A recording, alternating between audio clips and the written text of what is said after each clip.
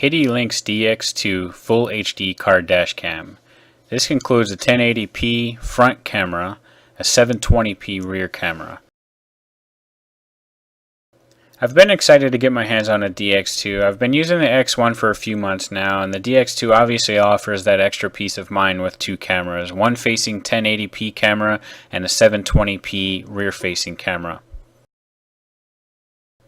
The DX2 comes with most of your standard features as you would get with other dashcam packages. Full HD 1080p front-facing camera, the 720p rear-facing camera. The front camera gives you a 160-degree view. The rear camera gives you a 125-degree view. It's got a photo option to be able to take some snapshots.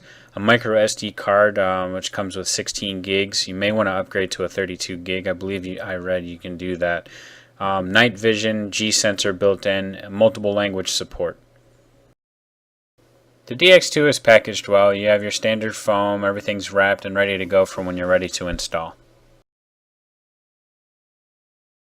Here's a snapshot of what comes in the package with the DX2. You got your power cord, basically to plug it into a cigarette lighter. You got your front-facing camera. You got your CPL filter, which eliminates glare.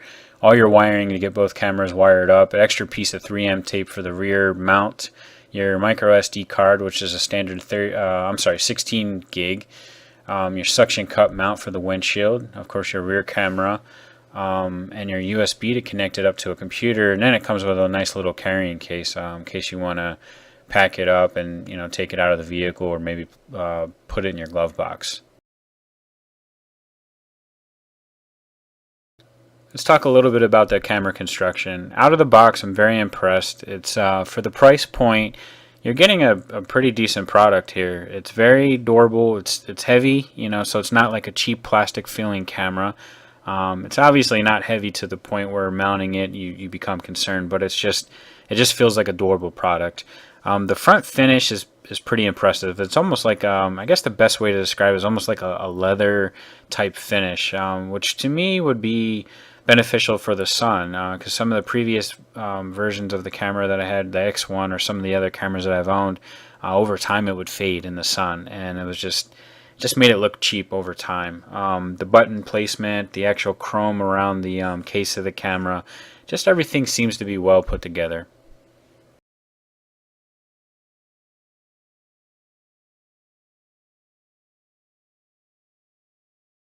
Here's a quick shot of the side of the camera, the right side, to give you an idea what the buttons look like as far as the construction and the location. The left side has the up, down, and the menu arrow placement towards the bottom, but just to give you an idea, and it's pretty much the same placement as the right side.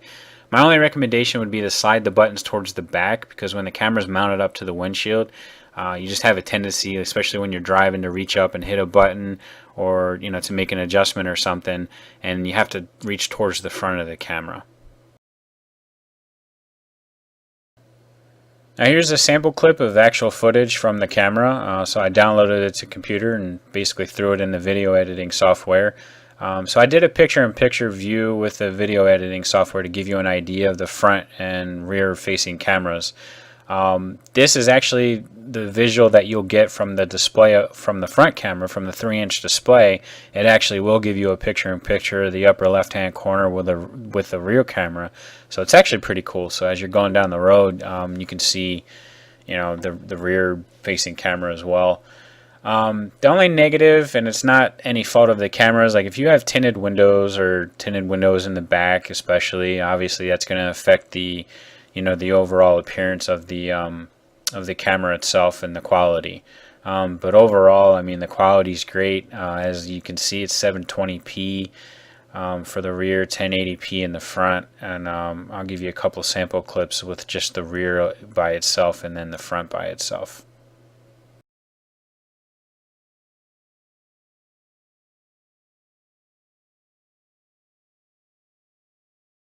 So here's a sample clip of the front-facing camera, 1080p. So as you can see, you got your date and timestamp at the bottom.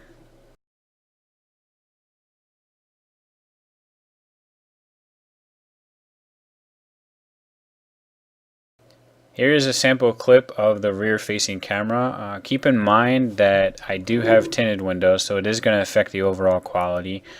So 720p, I mean, it's great quality. I do have it mounted at the very top of the back window, which is probably why you see the curve or whatever effect towards the top. But as you can see, I mean, it's pretty good quality, and it covers the rear end of the vehicle pretty well.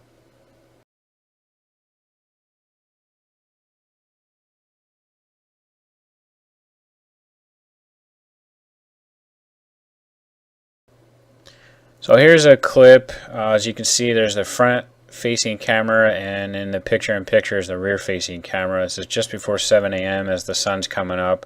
The rear camera is pretty much useless. Yeah, I do have tinted windows and they're pretty dark, but as far as night vision is concerned, or the night view for the rear camera is pretty useless unless like you can see the headlights and stuff, and that's about it. Even when I got in my vehicle in the morning and was getting ready to leave, I didn't even think it was running. That's how dark it was. I even tried to turn my rear my cab light on my truck on just to see if the camera was on, and I could barely see.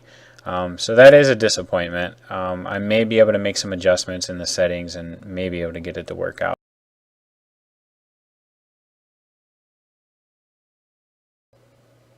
Overall, it's a great camera. At the end, I'll put the purchase link where you can purchase the camera directly. If you have any questions, shoot me over a message. I'll answer as best I can. As always, you can reach out to KDlinks directly as well. Their customer service is outstanding. I'll also put their contact information email at the end as well. Thanks for watching the review, and I hope you guys found it useful.